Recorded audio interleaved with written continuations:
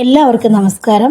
ഞാൻ ഇന്ന് പറയാൻ പോകുന്നത് നിങ്ങളുടെ ജീവിതത്തിലേക്ക് പണം ആകർഷിക്കാനുള്ള അഫർമേഷൻസിനെ കുറിച്ചിട്ടാണ്. അതായത് എങ്ങനെ നിങ്ങളുടെ ജീവിതത്തിലേക്ക് പണം ജേർണലിംഗ് വഴിയൊക്കെ ആകർഷിക്കാം എന്നുള്ളതിനെ കുറിച്ചിട്ടാണ് ഞാൻ ഇന്ന് വിശദമാക്കാൻ പോകുന്നത്. ഇത് എൻ്റെ ജീവിതത്തിൽ വർക്കൗട്ട് ആയിട്ടുള്ള ടെക്നിക്സ് ആണ്. അതുകൊണ്ടാണ് ഞാൻ നിങ്ങളോടും ഇത് ഷെയർ ചെയ്യുന്നത്. എൻ്റെ ജീവിതത്തിൽ വർക്കൗട്ട് ആകാത്ത ഒരു ടെക്നിക്സും ഞാൻ നിങ്ങളോട് ഷെയർ ചെയ്യുന്നതല്ല. ഇതെനിക്ക് നല്ലതായിട്ട് വർക്കൗട്ട് ആകുന്നുണ്ട്, അതുകൊണ്ട് മാത്രമാണ് ഞാൻ ഷെയർ ചെയ്യുന്നത്. ഒന്നാമത്തെ കാര്യം എന്ന് വെച്ച് കഴിഞ്ഞാൽ നമ്മുടെ ഒക്കെ പൂർവികർ അല്ലെങ്കിൽ നമ്മുടെ അച്ഛനോ അപ്പൂപ്പനോ അങ്ങനെയുള്ള ആൾക്കാരെല്ലാവരും തന്നെ നമ്മുടെ മനസ്സിലും പണത്തിനെ കുറിച്ചിട്ട് ഒരു നെഗറ്റീവ് ഇമേജാണ് കൊണ്ടുവന്നിരിക്കുന്നത്. അതായത് ഒരുപാട് പണം ഉണ്ടാകുന്നത് നല്ലതല്ല, അല്ലെങ്കിൽ ഒരുപാട് പണം ഉണ്ടാക്കാൻ ശ്രമിക്കരുത്, അങ്ങനെയൊക്കെയുള്ള രീതിയിലുള്ള നെഗറ്റീവ് തോട്ട്സാണ് നമുക്ക് ഉണ്ടാക്കിയിരിക്കുന്നത്. അത് ആദ്യം മാറ്റുക എന്നുള്ളതാണ് ഫസ്റ്റ് വേണ്ടത്. നമ്മുടെ ജീവിതത്തിൽ പൈസ വന്നു കഴിഞ്ഞാൽ നമ്മുടെ ജീവിതം എങ്ങനെയൊക്കെ മാറും എന്നുള്ളത് നമ്മൾ വിഷ്വലൈസ് ചെയ്യണം. ഇത് ഞാൻ പറഞ്ഞ കാര്യമല്ല. നെപ്പോളിയൻ ഹില്ലിനെ പോലെയൊക്കെയുള്ള വളരെ പ്രശസ്തരായിട്ടുള്ള എഴുത്തുകാരും ഫിലോസഫേഴ്സും ഒക്കെ പറഞ്ഞു വെച്ചിട്ടുള്ള കാര്യങ്ങളാണ്. റിച്ച് ആയിട്ടുള്ള ആൾക്കാരുടെയൊക്കെ മൈൻഡ് സെറ്റ് ഇങ്ങനെയാണ്. അവരൊരിക്കലും ദാരിദ്ര്യരാകുന്നതിനെ കുറിച്ച് ചിന്തിക്കാറില്ല. അവരെപ്പോഴും അവരുടെ ലൈഫ് കൂടുതൽ മെച്ചപ്പെടുന്നതിനെ കുറിച്ച് മാത്രമേ ചിന്തിക്കാറുള്ളൂ.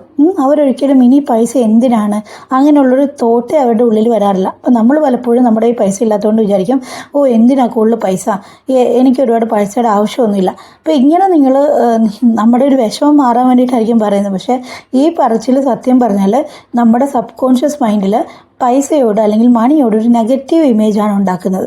ഈ ഇല്ല, വേണ്ട അങ്ങനെയൊക്കെ പറയുമ്പോഴത്തേക്കും നമ്മൾ എന്താണ്, അറിഞ്ഞോ അറിയാതെയോ മണിയുടെ അടുക്കൽ നോ ആണ് പറയുന്നത്. അപ്പോൾ നമ്മൾക്ക് ഒരിക്കലും അങ്ങനെ ഒരു മൈൻഡ് സെറ്റ് ആവരുത്. അതായത് സ്കേഴ്സിറ്റി മൈൻഡ് സെറ്റ് നമ്മൾ ഒരിക്കലും മുന്നോട്ട് കൊണ്ടുപോകുന്നത് ശരിയല്ല. അതായത് പൈസ കിട്ടാൻ വളരെ ബുദ്ധിമുട്ടാണ് എന്നുള്ളൊരു ചിന്താഗതി മാറ്റി ആ ഒരു അബണ്ടൻസ് മൈൻഡ് സെറ്റ് നമ്മൾ കൊണ്ടുവരണം.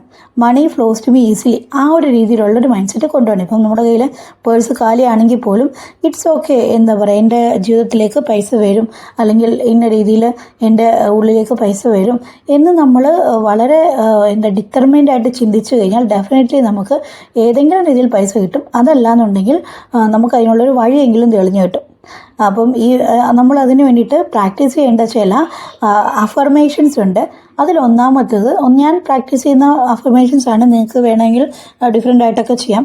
അത് നിങ്ങൾക്ക് നെറ്റിലൊക്കെ അടിച്ച് നോക്കിക്കഴിഞ്ഞാൽ ഇഷ്ടം പോലെ അഫർമേഷൻസ് കിട്ടും. അപ്പോൾ ഇത് ഞാൻ പ്രാക്ടീസ് ചെയ്യുന്ന ഒന്നാമത്തേന്ന് വെച്ച് കഴിഞ്ഞാൽ I am a money magnet. ഞാൻ പൈസ ആകർഷിക്കുന്ന വലിയൊരു കാന്തമാണ്.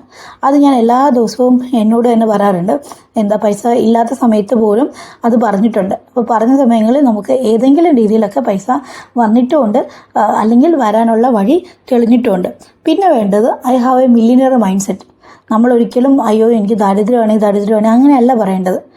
ദാരിദ്ര്യം ഉണ്ടായിരിക്കും, പക്ഷേ നമ്മൾ മനസ്സിനോട് പറയേണ്ടത് എനിക്ക് പ്രോസ്പെറസ് ആകാനുള്ള ആരോഗ്യമുണ്ട്, അല്ലെങ്കിൽ എനിക്ക് പ്രോസ്പെറസ് ആകാനുള്ള കഴിവുണ്ട്, ഞാൻ ഇങ്ങനെയൊക്കെ ചെയ്തു കഴിഞ്ഞാൽ ഇന്ന രീതിയിലാകും എന്നുള്ളൊരു മില്ലിയനിയർ മൈൻഡ് സെറ്റാണ് നമുക്ക് അടുത്തത് വേണ്ടത്.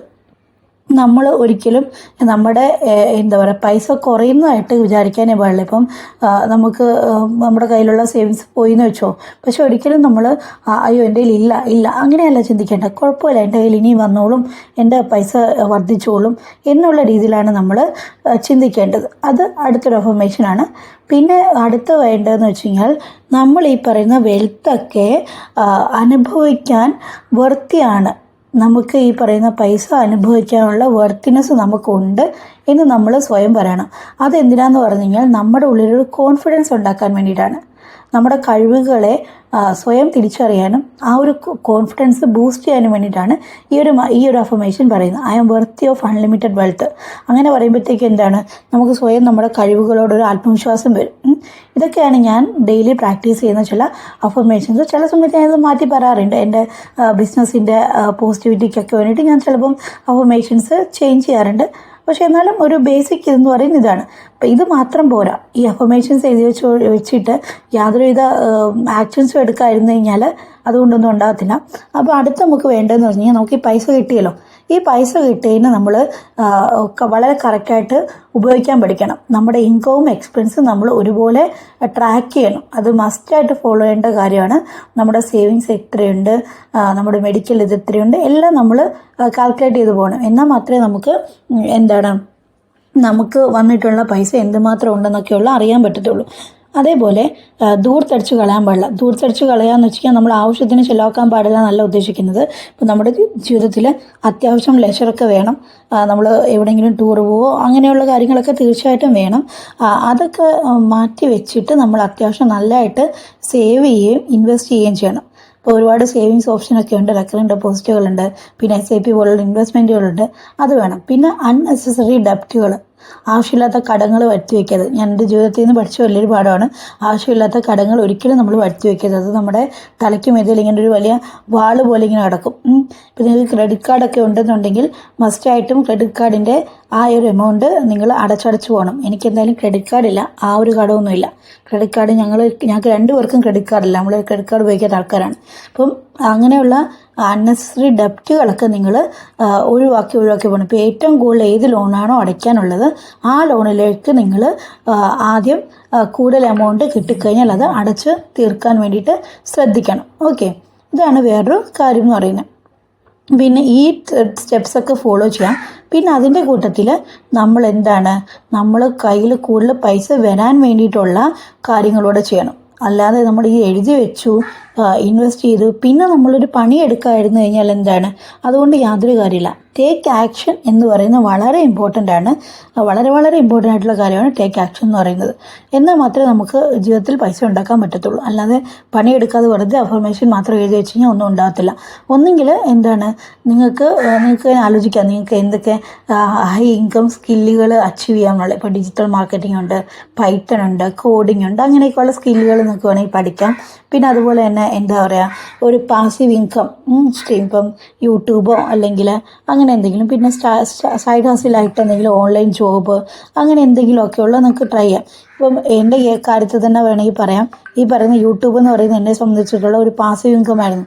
പക്ഷേ ഞാൻ എന്ത് ചെയ്തു, എൻ്റെ കുറച്ച് തിരക്കുകളുടെ പുറത്ത് എനിക്ക് ഈ പറയുന്ന കാര്യങ്ങളൊന്നും ചെയ്യാൻ പറ്റാതെ വന്നപ്പോഴത്തേക്കും എന്തായി, യൂട്യൂബ് അവിടെ ഡെഡായി. അപ്പോൾ ഞാൻ ഇന്ന് തീരുമാനിച്ചൊരു കാര്യം എന്ന് പറഞ്ഞു കഴിഞ്ഞാൽ, ഞാൻ എല്ലാ ദിവസവും എൻ്റെ യൂട്യൂബിന് വേണ്ടിയിട്ട് മസ്റ്റായിട്ട് സമയം കണ്ടെത്തുന്നുള്ളതാണ് ഞാൻ വിചാരിച്ച കാര്യം. ആ വിചാരിച്ച കാര്യം എനിക്ക് നടക്കുകയും ചെയ്തു. അതുകൊണ്ട് തന്നെ ഞാൻ എനിക്ക് കിട്ടിയ സമയത്തിന് അല്ലെങ്കിൽ എനിക്ക് കിട്ടിയ അവസരത്തിന് എല്ലാത്തിനും, എൻ്റെ സബ്സ്ക്രൈബേഴ്സിനോട് എല്ലാത്തിനോടും ഞാൻ ഗ്രാറ്റിറ്റ്യൂഡ് ഉള്ളവളായിരിക്കും.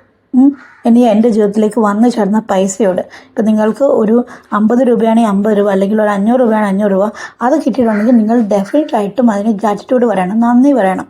നന്ദി പറഞ്ഞു കഴിഞ്ഞാൽ നിങ്ങൾക്ക് അബണ്ടൻ്റ് ആയിട്ടുള്ള വെൽത്ത് നിങ്ങളുടെ ജീവിതത്തിൽ തീർച്ചയായിട്ടും വരും. ഇത് എനിക്ക് വന്നിട്ടുണ്ട്, അതുകൊണ്ടാണ് ഞാൻ നിങ്ങൾക്ക് പറഞ്ഞു തരുന്നത്. അപ്പം വീഡിയോ ഇഷ്ടപ്പെട്ടു എന്ന് വിചാരിക്കുന്നു. ഇഷ്ടപ്പെട്ടെങ്കിൽ ലൈക്ക് ചെയ്യുക, സബ്സ്ക്രൈബ് ചെയ്യുക. അതുപോലെ തന്നെ നിങ്ങൾക്ക് ഇത്തരം ലോ ഓഫ് അഫർമേഷൻസും ഒക്കെ ഉപയോഗിച്ചിട്ട് പോസിറ്റീവായിട്ടുള്ള മാറ്റം വന്നിട്ടുണ്ടെങ്കിൽ തീർച്ചയായിട്ടും കമൻറ്റ് ചെയ്യുക. അപ്പോൾ അടുത്ത വീഡിയോയിൽ കാണുന്നതിന് വരെ ബൈ ബൈ.